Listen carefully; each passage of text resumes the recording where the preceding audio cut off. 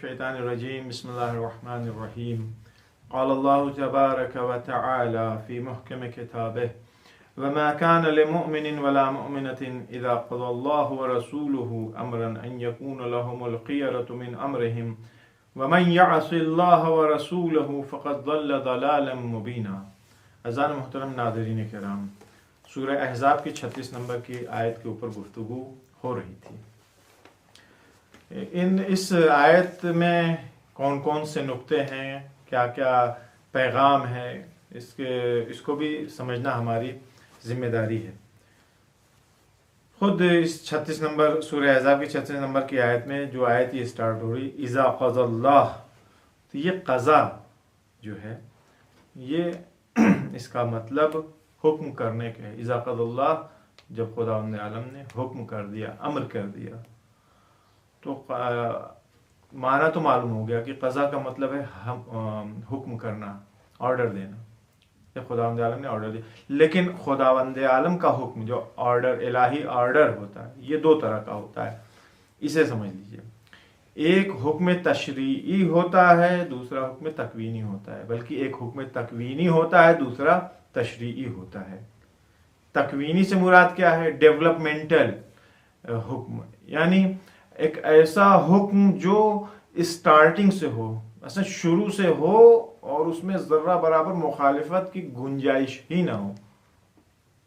यानी एक चीज ऐसी हो कि फिर उसमें मुखालिफत का तसव्वुर ही ना हो, इख्तियार ही ना हो, कुछ भी नहीं, बंधा हुआ हो।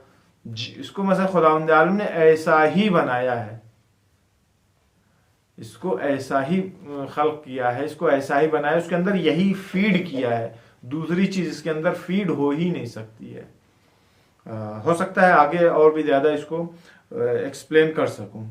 तो तकवीनी हुक्म वो होता है, ऑर्डर, तकवीनी ऑर्डर वो होता है जिसके अंदर जर्रा बराबर भी मुखालिफत की गुंजाइश नहीं हो। जैसे सूरह फुस्सिलत की 12 नंबर की आयत में इरशाद हो रहा है फ़क़ज़ाहुन्न सबअ समावातिन, यहाँ भी क़ज़ा है, यहाँ भी फिर हमने हुक्म दिया सबअ समावातिन, 7 आसमानों का।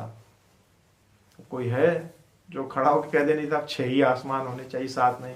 खूब कह दो, कर नहीं सकते हो, न 6 कर सकते हो 7 को, न 8 कर सकते हो।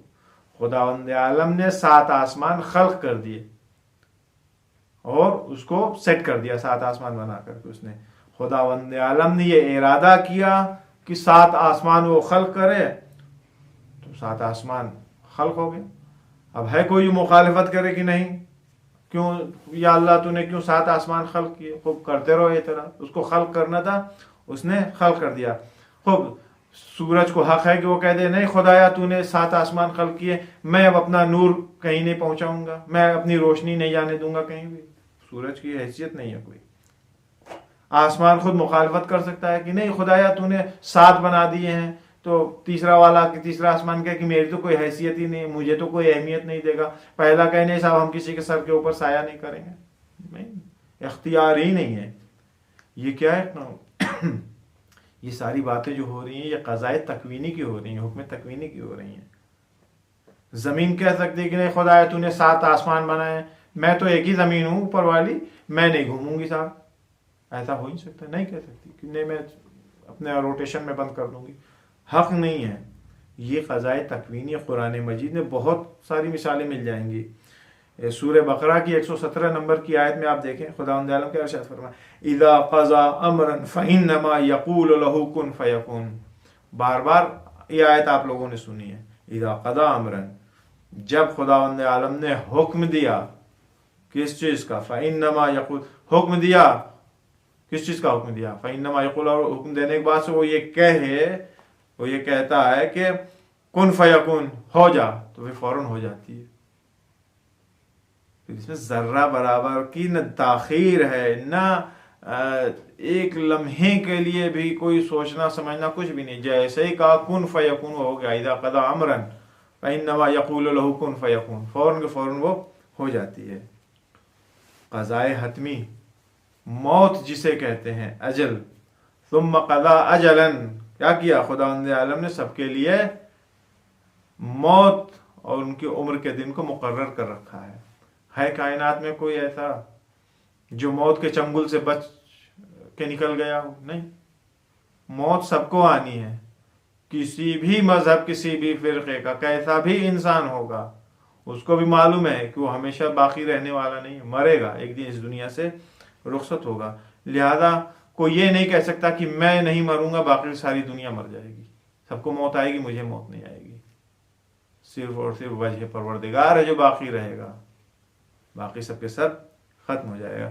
تو یہ باتیں، یہ جو پوائنٹس میں نے بتائے ہیں، یہ قضائے تکوینی کے بارے میں، تکوینی آرڈرز جو ہیں خدا کی، جس میں ذرہ برابر بھی چینجنگ نہیں ہو سکتی، کوئی مخالفت نہیں کر سکتا ہے۔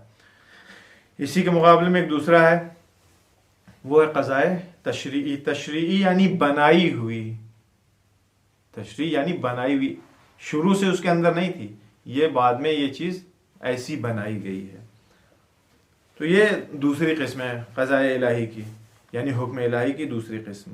اس میں خداوند عالم حکم دیتا ہے، خدا نے ایک حکم دے دیا، لیکن اس کے بعد اختیار انسانوں کو دے دیا ہے، عمل کرنا چاہو کرو، نہیں کرنا چاہو مت کرو، عمل کرو گے سعادت مند بنو گے، ثواب ملے گا، نہیں عمل کرو گے بدبخت ہوگے، عذاب نصیب ہوگا تم کو۔ یہاں پہ اختیار دے رکھا ہے، تو اگر انجام دے گا انسان تو ثواب، اور انجام نہیں دے گا، اطاعت نہیں کرے گا تو اس کو گناہ ملے گا۔ اس کے بھی بہت سارے نمونے قرآن مجید میں موجود ہیں۔ مثلا سورہ اسراء کی 23 نمبر کی آیت معروف آیت ہے، بار بار مجلسوں میں سنتے ہیں آپ لوگ، وَقَضَىٰ رَبُّكَ أَلَّا تَعْبُدُوا إِلَّا إِيَّاهُ وَبِالْوَالِدَيْنِ إِحْسَانًا، اور تمہارے پروردگار کا حتمی فیصلہ یہ ہے، حکم ہے اس کا، قطعی حکم ہے یہ کہ اللہ تعبدوا الا اياه، کہ دیکھو اس کے علاوہ کسی دوسرے کی عبادت نہ کرنا، یعنی پروردگار عالم کے علاوہ کسی دوسرے کی عبادت نہ کرنا، وبالوالدین احسانا، اور اپنے ماں باپ کے ساتھ، اپنے والدین کے ساتھ نیکی کرنا۔ یہ کیا ہے؟ یہ حکم تشریعی ہے، خداوند عالم نے آرڈر کر دیا کہ اس کا فیصلہ یہی ہے، اس کا حکم یہی ہے کہ اس کے علاوہ کسی دوسرے کی عبادت نہ کرنا، اپنے ماں باپ کے ساتھ نیکی کرنا۔ خوب، جتنے لوگ دنیا میں موجود ہیں سب خدا کی عبادت کرتے ہیں، جس کے جی میں آتا ہے کرتا ہے، جس کے جی میں آتا ہے نہیں کرتا ہے۔ بہت سارے خدا کی عبادت نہیں کرتے، خدا کو نہیں مانتے ہیں۔ کچھ لوگ ہیں جو مثلا بھگوان کو، گاڈ کو، ایشور کو مانتے ہیں، خدا کو مانتے ہیں، لیکن وہ خدا وحدہ لا شریک جسے ہم مانتے ہیں اسے نہیں مانتے۔ وہ خدا وحدہ لا شریک جس نے یہ بات کہی ہے کہ اللہ تعبدوا الا اياه وبالوالدین احسانا، اسی خدا کو نہیں مانتے ہیں، باقی دوسرے بہت سارے خدا بنا رکھے انہیں اسے مانتے ہیں۔ تو یا خدا نے جو حکم دیا کہ اپنے ماں باپ کا احترام کرو، ان کے ساتھ نیکی کرو، ساری دنیا اپنے ماں باپ کے ساتھ نیکی کرتی ہے۔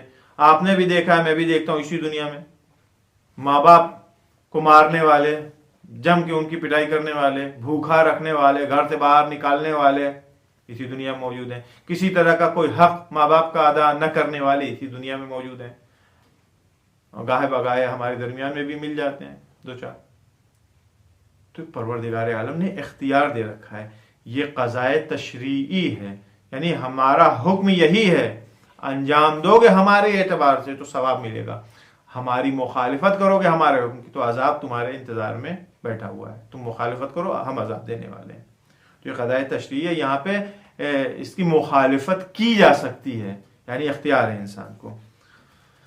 ٹھیک اسی طرح سے میں اپنی بچی سے کہوں کہ بیٹا بابا کو پیاس لگی پانی لے کے آؤ بیٹا اپنے بابا کے لیے، بچی خوب بیٹھی ہوئی تھی، جی ابھی لاتی ہوں، جی میں آیا، اٹھ کے گئی، لے آ کر کے دے دیا، اس نے پانی دے دیا، میں خوش ہو گیا، اللہ سلامت رکھے میری بچی تم کو، ہم نے بھی دعا دے دیا، آپ بھی اپنے بچوں کو دعا دیتے ہوں خوب۔ اگر نہیں وہ ہلی اپنی جگہ تھے، جی کہہ کر کے پھر وہ اپنے کھیل میں مشغول ہو گئی، پانی لے کے نہیں آئی میرے لیے۔ تو میری بات اس نے نہیں سنی، آپ نے ہماری بات کی کوئی اہمیت اس نے نہیں رکھی، ہماری بات کے اوپر توجہ نہیں دیا، سن لیا تو ہم بھی خوش ہیں، ہم نے اس کو دعا دیا، نہیں سنا تو ہماری بات کو اس نے نیگلیکٹ کیا ہے۔ خداوند عالم نے حکم دیا، اگر ہم نے مان لیا تو ہم نے خدا کے حکم کے اوپر لبیک کہا ہے، اس کا ریوارڈ ہم کو ملے گا۔ اگر ہم نے اس کی بات کو نہیں مانا تو ہم نے کسی دوسرے کا نقصان نہیں کیا، ہم نے اپنا ہی نقصان کیا ہے، ہم نے اس کی بات کو اندیکھا کیا ہے، تو ہم ثواب سے محروم ہیں۔ اگر مخالفت ہم نے کیا ہے تو اگر وہ کہہ دیتے کہ نہیں ہم پانی نہیں لائیں گے تو وہ مخالفت کر رہی ہے، مخالفت کر رہی ہے، اس کو گناہ ملے گا۔ لیکن اس نے نیگلیکٹ کر دیا، اس نے ہمیں پانی نہیں دیا، کوئی بات نہیں، نہیں دیا، ذہن سے نکل گیا، یا مخالفت نہیں تھی، سوچ سمجھ کے اس نے مخالفت نہیں کیا ہے، ٹھیک ہے، تو یہ فرق ہوتا ہے۔ تو لہذا یہ باتیں جو ہم نے بیان کی ہیں ابھی تک، قضائے تشریعی، قضائے تکوینی آرڈر اور تشریعی آرڈر حکم خداوند عالم کا، تو یہ دو چیزیں بیان کی۔ اب آئیے اس آیت کی طرف پلٹ کر کے، اس آیت میں کیا تھا؟ اذا قضى الله امرا، جب خداوند عالم کسی چیز کا حکم دے دے، تو یہ قضا جو 36 نمبر کی آیت، سورہ احزاب کی 36 نمبر کی آیت میں آیا ہے، یہاں پہ یہ قضا قضائے تشریعی ہے۔ خداوند عالم کا کیا حکم تھا؟ حکم یہی تھا کہ زینب بنت جہش زید ابن حارثہ سے شادی کر لیں، تیار ہو جائیں۔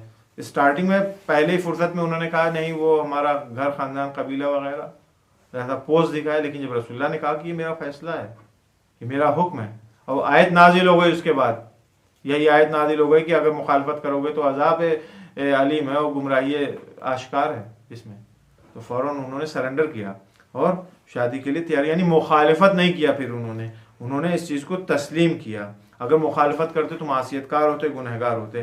لہٰذا یہ آیت لوگوں سے عمومی طور کے اوپر یہ پیغام دے رہی ہے، لوگوں کو کھلم کھلا یہ اعلان کر رہی ہے لوگوں کے سامنے کہ دیکھو خداوند عالم کے حکم کی، رسول اللہ کے حکم کی مخالفت مت کرو، جو بھی حکم خداوند عالم نے یا اس کے رسول نے دیا ہے اس کی پیروی کرو، چاہے وہ نماز کے سلسلے میں ہو، روزے کے سلسلے میں ہو، حج ہو، خمس ہو، جہاد ہو، امر بالمعروف ہو، نہی عن المنکر ہو، ماں باپ کا احترام ہو، اپنے بڑوں کا احترام ہو، صلہ رحم، جو بھی حکم دیا گیا ہے اس کے اوپر عمل کرو، اور خود بھی سعادت مند ہو اور اپنے بعد والوں کو بھی سعادت مند کرو۔ پروردگار عالم کی بارگاہ میں دعا گو ہے کہ ہم تمام لوگوں کو حکم الہی اور قوانین قرآن پر عمل کرنے کی توفیق عطا فرمائے۔ السلام علیکم ورحمۃ اللہ۔